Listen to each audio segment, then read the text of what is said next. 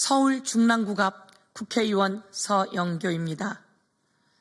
윤석열이 체포되었습니다. 대한민국의 내란 수괴가 체포되었습니다. 이제 시작입니다. 이 내란 수괴가 대한민국을 뒤흔들기 위해서 무슨 일을 했었는지, 군에서는 무슨 일을 했고, 각 부처에다가는 어떤 지시를 했고, 경호처장과는 어떤 준비를 했고, 그리고 국방부 장관은 어떤 일을 했는지 수없이 많은 준비가 되어 있었고, 그 내용들을 이제 낱낱이 철저히 수사해서 밝혀내야 합니다.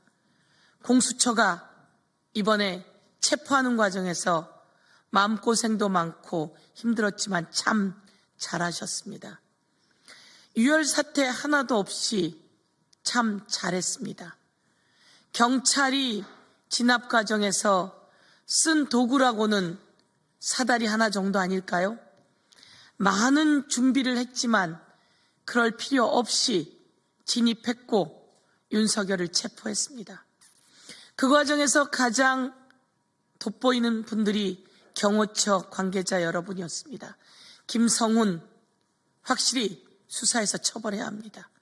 이강호 등등 김건희 라인들이 어떻게 움직였는지, 이 과정에서 김건희가 어떻게 작동했는지 김건희도 수사해야 합니다. 그런데 그 과정에서 대통령이라고 하는 직위를 지키기 위해 일하던 경호처 관계자 여러분들이 내란 수괴 범죄자는 체포영장 집행에 협조해야 한다라고 판단을 했고, 끝내 윤석열 옹벽이라고 했던 버스, 차벽 버스에 키를 꽂아놓고 차의 문도 열어놓았습니다.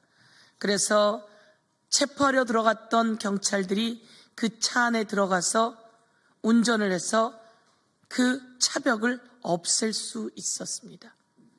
그리고 윤석열 있는 곳까지 경호처 관계자들이 어떻든 길도 제시하는 일이 있었습니다.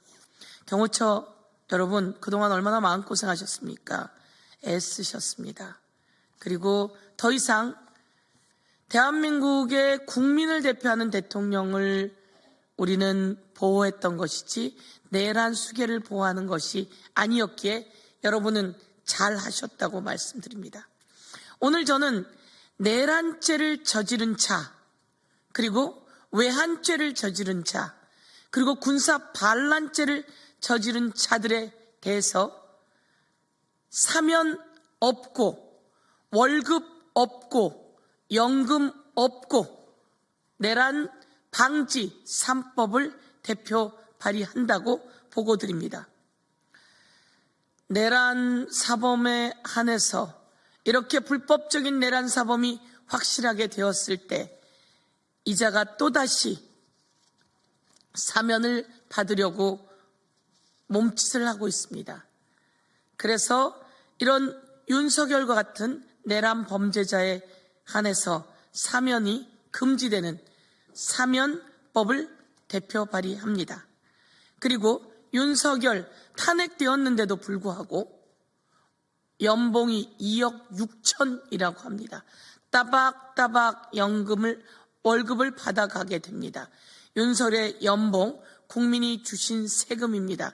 세금을 그렇게 허투루 쓸 수는 없습니다. 윤석열의 연봉을 중지시키도록 하겠습니다.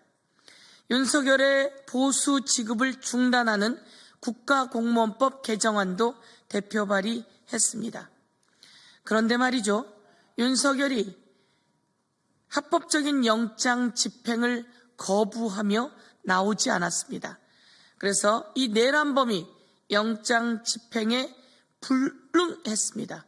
그리고 헌재가 출석을 요구하는데 불응했습니다. 그래서 이렇게 내란 범죄자가 출석에 불응 시 처벌하는 형사소송법 개정안을 대표 발의했습니다. 평범한 사람들은 무죄 추정의 원칙에 의해서 출석에 불응할 수도 있습니다. 변호사를 통해서 그 의견을 얘기할 수도 있습니다. 그렇지만 대통령이 그리고 뻔히 알고 있는 국가 공무원들이 높은 고위직 공무원이 출석을 불응하거나 오는 소환장을 거부하거나 존재하고 있는 곳이 뻔히 보임에도 불구하고 그런 경우에는 처벌하는 형사소송법 개정안까지 대표 발의했다는 말씀을 드리겠습니다. 이제 대한민국에 더 이상 내란 수괴는 없어야 합니다. 더 이상 내란 범죄는 있어서는 안 됩니다. 외환 범죄, 그리고 내란 범죄, 군사 반란, 이것은 과거에 삼족을 멸한다고 할 정도였습니다. 아무도 상상하지 못한 이 범죄에 대해서 사면 없다라고 하는 사면법, 보수 없다라고 하는 공무원법, 그리고 출석 불응 시 처벌하는 형사소송법 대표 발의했고, 이제 연금을 주지 않는 연금법까지 대표 발의하겠다고 말씀드리도록 하겠습니다. 이상으로 브리핑을 마치겠습니다. 감사합니다.